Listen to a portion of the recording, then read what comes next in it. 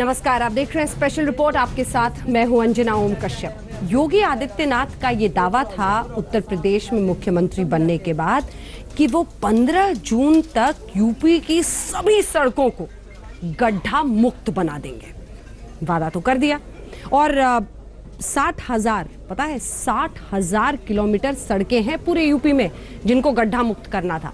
हमने कई जिलों में जाकर इसी गड्ढा मुक्त सड़कों की चुनौती का रियलिटी टेस्ट किया है। देखिए।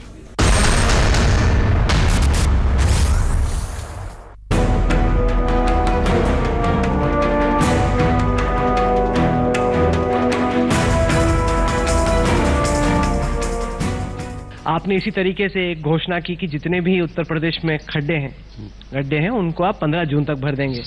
अब उत्तर प्रदेश में जब चुनाव हो रहे थे बहुत हमने दौरा किया यूपी का।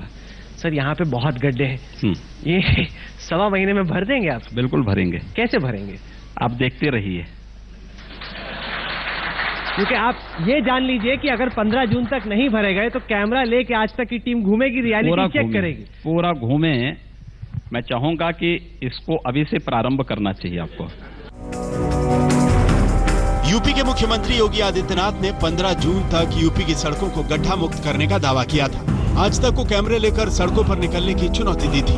15 जून में अभी 2 दिन बाकी है, लेकिन यूपी की तमाम सड़कों की हालत अभी भी उतनी ही खस्ता है।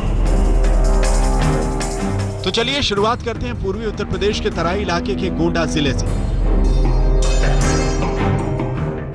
गोंडा की इन सड़कों की कहानी खुद सड़कें ही बयां कर रही हैं। रेलवे स्टेशन जाने वाली सड़क पर गड्ढों की भरमार है। बस स्टेशन को जाने वाली सड़क पर गाड़ियां चलती कम हैं, उछलती ज्यादा है। गोंडा बलरामपुर रोड 4 लेन बननी थी, लेकिन इस पर अभी धूल ही धूल है। अब 2 दिन में इन सभी सड़कों के गड्ढे भर जाएंगे, इसका किसी को यकीन नहीं। फिलहाल गोंडा में कोई काम ही नहीं हुआ है। जैसा होना चाहिए था कि कल 15 जून लास्ट डेट है कि सड़कें यहाँ की बहुत अच्छी हो जाएंगी, पर ऐसा कोई काम हो नहीं रहा है। टोटल विफलता प्रशासन की कहेंगे, योगी जी की नहीं कहेंगे, क्योंकि वो तो मुख्यमंत्री हैं। लोकल प्रशासन की टोटल जिम्मेदारी है कि इसको देखना चाहिए। गोंडा से सटा बलरामपुर अटल बिहारी वाजपेयी और नानाजी देशमुख की कर्मस्थली रहा है, लेकिन यहाँ की सड़कों का हाल बुरा है। गोंडा से बलरामपुर की दूरी महज 45 किलोमीटर है, लेकिन सड़क ऐसी कि 2.5 घंटे में भी पहुँच जाएं तो गनीमत है। हमारे जिले में अभी भी गड्ढों में ही सड़क है, कहीं सड़क के गड्ढे खत्म नहीं हुए हैं। योगी आदित्यनाथ की कर्मभूमि गोरखपुर से सटे संत कबीर नगर की सड़कों की तरफ भी प्रशासन की तवज्जो नहीं गई है। बीएटीसी मार्ग को जोड़ने वाली सड़क पर गाड़ियों का चलना मुश्किल है। कम से कम 3-4 साल से टूटी हुई है। बहुत ज्यादा गड्ढा इस सड़क पे हो गया है। और परेशानी क्या है, रास्ते में तो चलना दुश्वार हो जाता है। 9 किलोमीटर की दूरी, 9 किलोमीटर है। गोरखपुर के पड़ोसी जिले महाराजगंज की तमाम सड़कों को देखकर भ्रम हो जाता है कि सड़क में गड्ढे हैं या फिर गड्ढों में सड़क। महाराजगंज नेपाल का सीमावर्ती जिला है। नेपाल को जोड़ने वाली महाराजगंज ठूठीबारी रोड भी बड़े बड़े गड्ढों से भरी है, जिसके चलते आए दिन यहाँ हादसे होते रहते हैं। और इस रोड पे आने जाने के लिए बहुत सारी कठिनाइयां पड़ रही है। पूरे रोड क्षतिग्रस्त है, लेकिन यहाँ पे कोई भी सुनवाई नहीं हो रही है। पूर्वांचल के बलिया जिले में भी सड़कों में कमर तोड़ गड्ढे हैं। एसपी दफ्तर के सामने की सड़क बड़े बड़े गड्ढों से भरी पड़ी है। कोतवाली के सामने भी सड़कों का बुरा हाल है। यहाँ के लोगों को यकीन नहीं है कि 15 जून तक सड़कें गड्ढा मुक्त हो पाएंगी। आज तक 13 जून हो गया, 15 जून तक संभव नहीं है। ये कहाँ हो सकता है? बलिया के करीब मऊ की कुछ सड़कों पर गड्ढे जरूर भरे गए, लेकिन शहर के मुख्य मार्गों को जोड़ने वाली सड़कें आज भी टूटी हुई हैं। यहाँ सड़क पर चलना यानी गड्ढों में से होकर गुजरना। योगी के दावे यहाँ औंधे मुंह पड़े हैं। लोग कह रहे हैं कि जो अब तक नहीं हुआ वो 2 दिन में क्या होगा। अब 2 दिन शेष बचा है, 2 दिन में क्या होगा? कुछ नहीं काम होगा ही नहीं। इस पर 15 आए दिन लोग गिर रहे हैं, मोटरसाइकिल से, कार से, साइकिल से। जो हाल मऊ का है वैसा ही हाल गाजीपुर का भी। नेशनल हाईवे बाईपास पर बड़े बड़े गड्ढे हैं। गाजीपुर शहर के मुख्य फुल्लनपुर रेलवे क्रॉसिंग के पास तो जानलेवा गड्ढे हैं। यहाँ के समाज सेवी ब्रजभूषण दुबे सीने पर तख्ती टांगे लोगों को गड्ढों से बचने की नसीहत देते हैं। लगभग 3 सप्ताह से गड्ढा लगातार बना हुआ है। पहले हमने लिखा पढ़ी किया, प्रशासन के संज्ञान में डाला, असर नहीं हुआ तो तख्ती लगा करके आधे घंटे रोज फंडामेंटल ड्यूटी का पालन करता हूँ, लोगों की जान बचेगी। मिर्जापुर को औराई से जोड़ने वाली औराई मिर्जापुर रोड का जरा हाल देखिए। यह सड़क मिर्जापुर को भदोही और जीटी रोड से जोड़ती है, लेकिन इस सड़क पर ऐसे गड्ढे हैं जिसमें एक बार गाड़ी फंस जाए तो फिर निकले नहीं। योगी सरकार के मंत्री 15 जून तक गड्ढे भरने का दावा तो कर रहे हैं, लेकिन किसी को भी इन दावों पर यकीन नहीं। पूरे मिर्जापुर मंडल में 90 सड़कें गड्ढा मुक्त की जानी चाहिए थी, जिसमें 5 पर कार्य प्रगति पर है। 15 जून के पहले उसे करना ही होगा। 15 जून की शाम 5 बजे अगर हमको रिपोर्ट में ये मिला तो पूरा नहीं, जो दोषी होगा वो निलंबित होगा। उम्मीद रह गए थे, लेकिन कुछ समझ में नहीं आ रहा वो बनेगा कब बनेगा। ऐसा ही पड़ा हुआ है ये सड़क जो है। आए दिन कुछ यहाँ पे हादसा भी होता है। आए दिन एक्सीडेंट हो रहा है, गाड़ी पलट जा रही है, एक्सीडेंट बहुत ज़्यादा हो रहा है, लोगों को जो है मौत हो जा रही है। सड़क जो इतना खराब हो गया है। हाँ, आए दिन जो है। जो कहे तो नहीं हुआ, अभी तक हुआ नहीं है, अभी हुआ नहीं है। यूपी के ज्यादातर जिलों में सड़कों का कमोबेश यही हाल है। सोनभद्र की सड़कें टूटी हुई हैं, तो कई सड़कें 3 साल से बननी शुरू नहीं हुई। मुगल सराय और इलाहाबाद की सड़कों का हाल खराब है। कुछ यही हाल जौनपुर की सड़कों का भी है। आज तक की टीम ने यूपी के 25 जिलों की सड़कों का रियलिटी चेक किया। कई जगह सड़कें गड्ढा मुक्त मिली, लेकिन ज्यादातर सड़कों का हाल अभी भी खस्ता है। अब 2 दिन बचे हैं। इन 2 दिनों में कोई चमत्कार ही यूपी की सभी सड़कों को गड्ढा मुक्त कर पाएगा। महाराजगंज से अमितेश त्रिपाठी, संत कबीर नगर से आलमगीर, गोंडा से अंचल श्रीवास्तव, बलिया से अनिल अकेला, मऊ से दुर्गा किंकर, गाजीपुर से विनय कुमार सिंह के साथ सुरेश कुमार सिंह, मिर्जापुर, आज तक। हम आपको यूपी की सड़कों का जो रियलिटी चेक दिखा रहे हैं। दरअसल पिछले 2 दिनों में हम इन तमाम सड़कों पर गए और हमारे तमाम रिपोर्टर्स ने अलग अलग जगहों पर ये रियलिटी चेक पिछले 2 दिनों में किया है। कहीं पर 50% काम, कहीं पर उससे बहुत कम। अब सवाल यह है कि ये आगे तारीख तो सामने है, 15 जून का डेडलाइन दिया है। अब चमत्कार होगा क्या?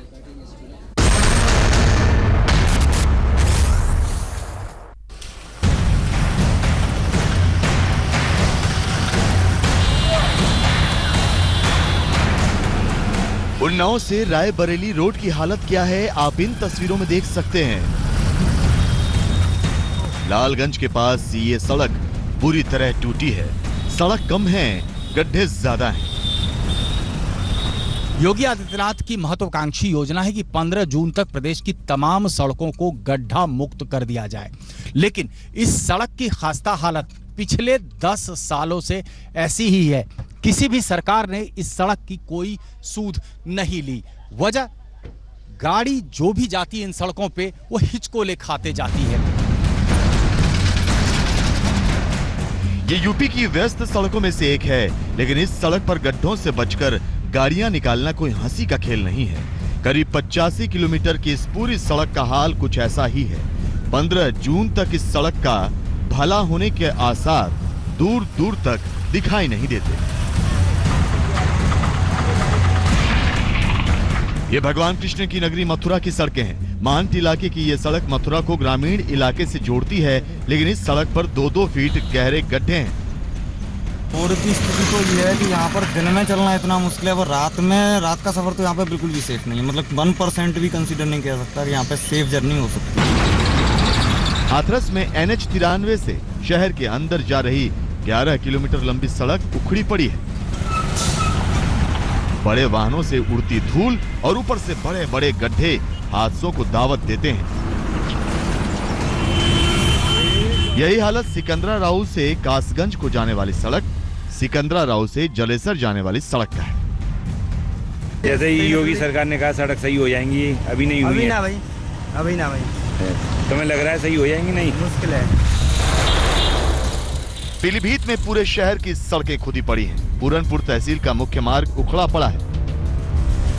पीलीभीत में 700 किलोमीटर सड़कें गड्ढा मुक्त होनी हैं, लेकिन अभी 50% काम नहीं हुआ। तमाम सड़कों में गड्ढों पर खाली पत्थर डाल दिए गए हैं। आज 13 तारीख होने के बाद भी अभी तक गड्ढों में कोई तब्दीली नहीं हुई है। सड़क खुदी हुई पड़ी हुई है। आम जनता को आने जाने में परेशानी हो रही है। मोटरसाइकिलें कर रही हैं, साइकिलें कर रही हैं, बच्चों को चोट लग रही है। क्या ये सरकार इसी ढंग से कार्य करेगी?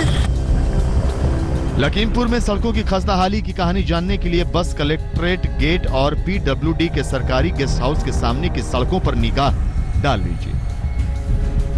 इतनी अहम जगहों की सड़कों पर इतने गहरे गड्ढे हैं तो बाकी जिले का हाल क्या होगा, आप अंदाजा लगा सकते हैं। सड़कों में गड्ढे देखकर कहीं से नहीं लगता कि 15 जून तक ये सड़कें गड्ढा मुक्त हो पाएंगी।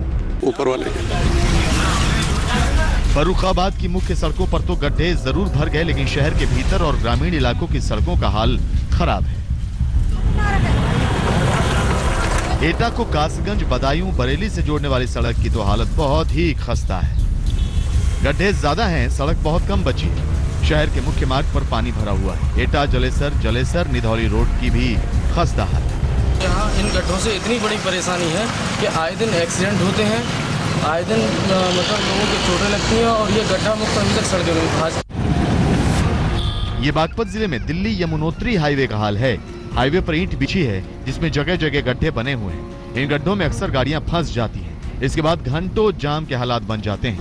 15 जून आने को है, लेकिन इस सड़क पर गड्ढे भरने का इंतजार आज भी है। एक मॉडल की मर्डर मिस्ट्री। ब्रेक के बाद दिखाएंगे घर पर शव मिला 5वें फ्लोर पर flat number 503।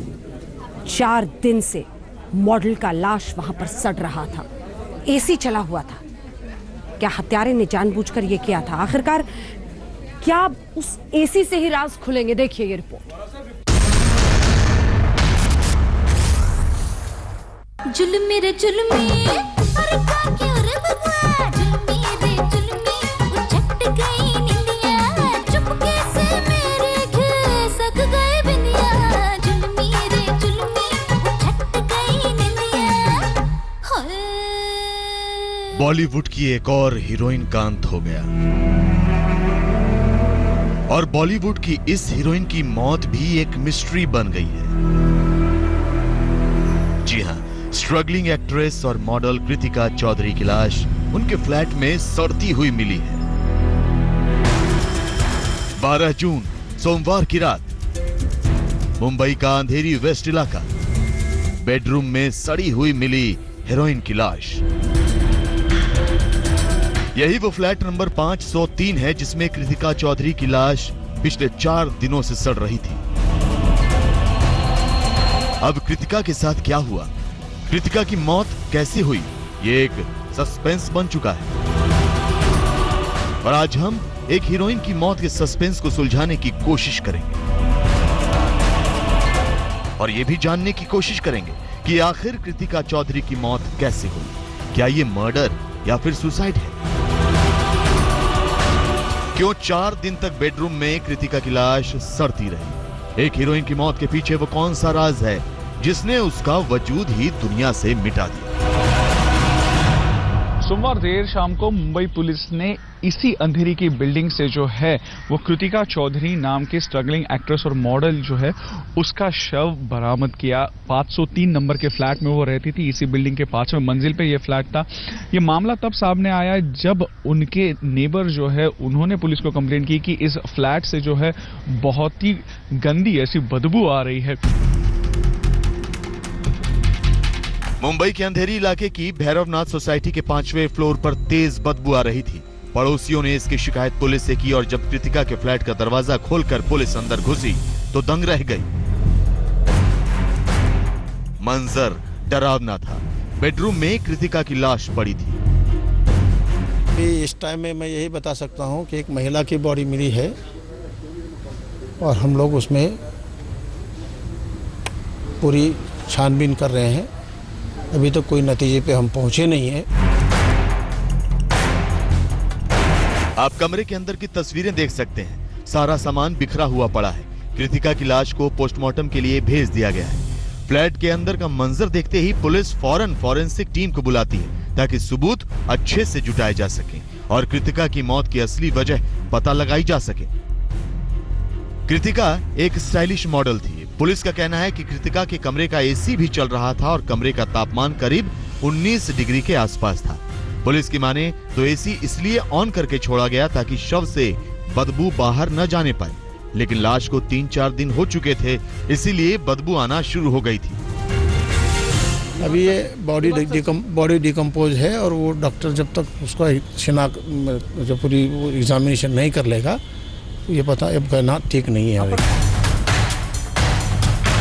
Police forensic team के साथ कृतिका की मौत के सुराग तलाश रही थी, तभी उसकी नजर कृतिका के सिर पर पड़ती है। जी हां, कृतिका के माथे पर गहरी चोट के निशान मिलते हैं। अब मुंबई पुलिस के लिए कृतिका की मौत एक बड़ी चुनौती बन जाती है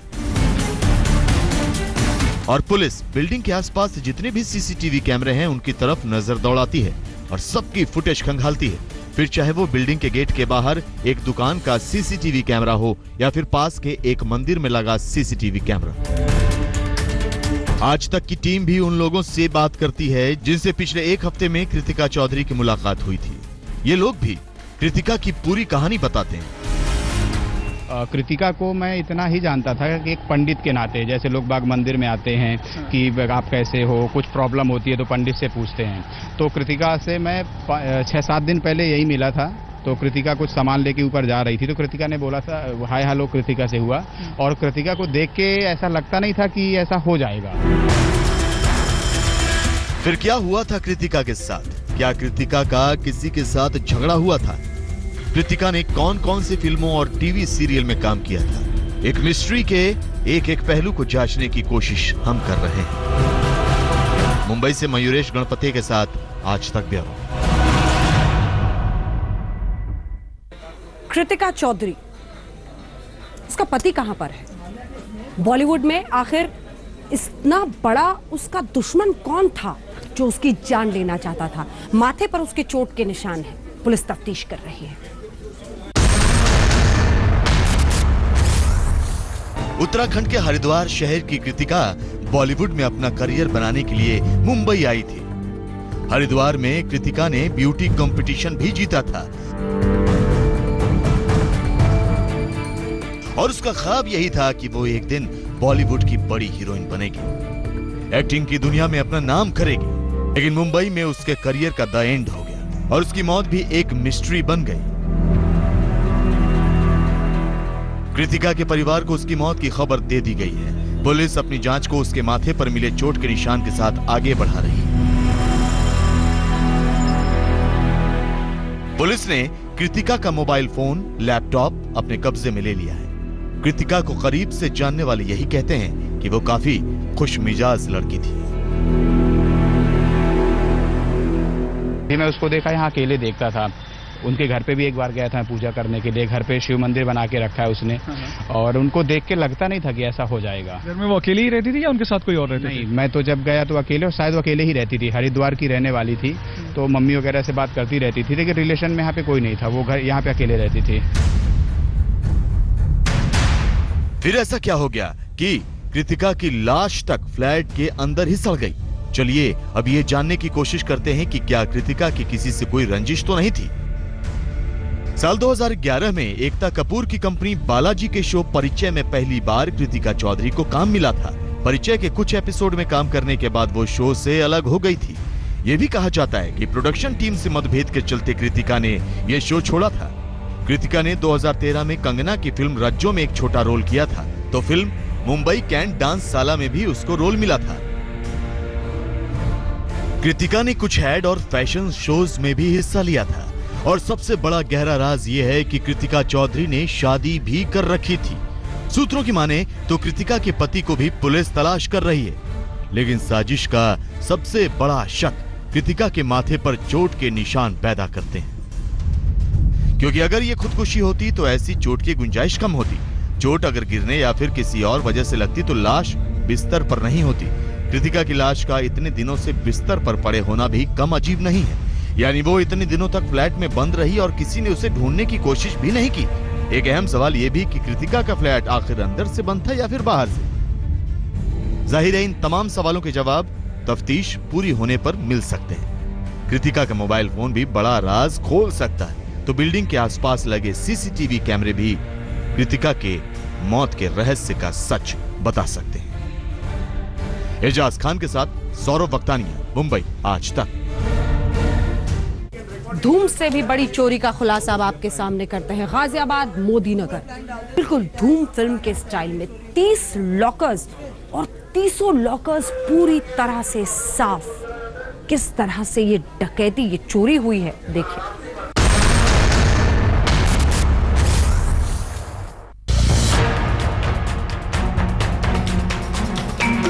ये है गाजियाबाद के मोदी नगर का पंजाब नेशनल बैंक। यहाँ चोरों ने एकदम धूम फिल्म के स्टाइल में बैंक में सबसे बड़ी चोरी की है। इस वक्त हम पंजाब नेशनल बैंक के स्ट्रांग रूम के अंदर आपको लेकर के चलते हैं, जहां पर देखिए ये सारे लॉकर्स हैं और यहां पर कुल 30 लॉकर्स तोड़े गए। उन 30 में से 4 तो नॉन इशूड थे, लेकिन 26 लॉकर्स में लोगों ने अपने जीवन भर की जमा पूंजी यहां पर रख रखी थी। आप देख सकते हैं ये वो लॉकर्स हैं जिनको तोड़ा गया है और चोर देखिए किस रास्ते से अंदर आए हैं। आप ऊपर आपको हम दिखाते हैं, आप ये देखिए यहाँ पर ही वो पीछे की बिल्डिंग जो है बंद पड़ी कोई फैक्ट्री बताया जा रहा है, जिसके रास्ते चोर यहाँ पर आए और सीधे वो लॉकर्स के ऊपर एंट्री किए हैं वो। और आप देखिए दीवार, अगर आप देखिए तो दीवार किस तरीके की दीवार है, उतनी मजबूत दीवार नहीं है। और सबसे बड़ी बात यहाँ पे आरोप लगाया जा रहा है कि सामने जो सीसीटीवी कैमरा लगाया गया है वो सीसीटीवी कैमरा काम नहीं कर रहा है। इतनी बड़ी लापरवाही बैंक की तरफ से सामने आ रही है। पुलिस इस पूरे मामले की जांच कर रही है। कुल मिलाकर सुरक्षा मानकों पर भी स्ट्रांग रूम बेहद कमजोर नजर आता है। अलार्म सिस्टम उस समय जिस समय वारदात हुई है उस समय हम लोगों को पता नहीं था, ना हम लोग यहाँ पे थे, लेकिन अगर वो बाहर कुछ बजा होता तो वो ज़रूर सुनाई दिया होता। कोई बाहर से ऐसा हमें पता नहीं लगा कि उस समय बजा है या नहीं बजा, लेकिन 9-6 तारीख को हमने जिग्मा सेफ्टी से अपनी पूरी सुरक्षा व्यवस्था को बिल्कुल इंटैक्ट करवाया था और उन्होंने हमें सर्टिफिकेट भी जारी किया है कि सारे इंतजाम। अब जिन लॉकर मालिकों की पूंजी लुट चुकी है वो बैंक वालों से लड़ रहे हैं, झगड़ रहे हैं। हमारे लोकर में निशान नहीं है, को खराब मत करो। हमारे लोकर में निशान, तुम चोर हो, निशान चोर है, पीएनबी बैंक चोर है। कैसे ये लॉकर मालिक बर्बाद हो चुके हैं, अपनी अपनी कहानियां सुना रहे हैं। हमारे दादा की, मम्मी की, भाभी की, मतलब 4 पुश्तों की जो बोलते हैं वो यहाँ पे सब। आज तक की टीम ने ये भी पता लगाने की कोशिश की कि आखिर कैसे चोर बैंक के अंदर दाखिल हुए, तो चलिए आपको दिखाते हैं। इस वक्त हम मौजूद हैं पंजाब नेशनल बैंक के उस बैक साइड पर, जहां से चोर अंदर बैंक के स्ट्रांग रूम में घुसे थे। आप ये देखिए, सबसे पहले हम आपको नीचे दिखाते हैं। ये यहाँ से देखिए, चोरों ने यहाँ पर डबल अटेम्प्ट किया था। ये यहाँ से उन्होंने पहले गड्ढा किया, देखिए यहाँ से उन्होंने पूरी सेंधमारी की, लेकिन यहाँ से जब उनको लगा कि उनको सफलता हुई मिलती हुई नहीं नजर आ रही, क्योंकि अंदर जमीन थी, तो वापस वो ऊपर की तरफ आए। उनको लगा कि नीचे से वो अंदर घुसने की उन्होंने कोशिश किया, लेकिन जब वो नहीं घुस पाए तो आप ये देखिए ऊपर से उन्होंने यहाँ पर जाल, ये दीवार में इन्होंने पूरा छेद किया। काफी आप देख सकते हैं करीबन 3x2 का उन्होंने यहाँ पर जगह बनाई और उसके बाद चोर यहाँ से सीधे अंदर की तरफ गए। इस चोरी पर पुलिस हाथ खड़े कर रही है और कह रही है कि कोई सबूत ही नहीं है तो चोरों को पकड़े कैसे। हिमांशु मिश्रा, गाजियाबाद, आज तक। स्पेशल रिपोर्ट में न्यूज रूम से एक बार फिर आपका स्वागत है। बड़ी खबर जम्मू कश्मीर से आती हुई, जहां त्राल में सीआरपीएफ के 10 जवानों को घायल किया गया है। ग्रेनेड से यह हमला हुआ है। कुछ की हालत गंभीर बताई जा रही है, लेकिन इस बीच जो खबर आ रही है 3 की हालत इस वक्त गंभीर बताई जा रही है। सीआरपीएफ के जवानों पर यह हमला हुआ है। हिजबुल मुजाहिदीन ने इसकी जिम्मेदारी फिलहाल ली है। आतंकियों की तलाश जारी है, कोशिश ये हो रही है कि उन तक पहुंचा जाए। इस बीच 10 जवान इस ग्रेनेड हमले में त्राल जम्मू कश्मीर में घायल हुए हैं। ये लगातार एक बार फिर से सेना पर, सीआरपीएफ पर, उनके कैंप पर, उनकी जो चौकियां हैं उस पर हमले की ही कोशिश है, जिसका हम अब एक बार फिर से ये देख रहे हैं, जहां त्राल में जम्मू कश्मीर में आतंकियों ने सीआरपीएफ जवानों पर हमला किया। इसी के साथ स्पेशल रिपोर्ट न्यूज रूम से इतना ही, लेकिन सबसे तेज खबरों के लिए www.aajtak.in और देश दुनिया की तमाम खबरों के लिए आप देखते रहिए आज तक।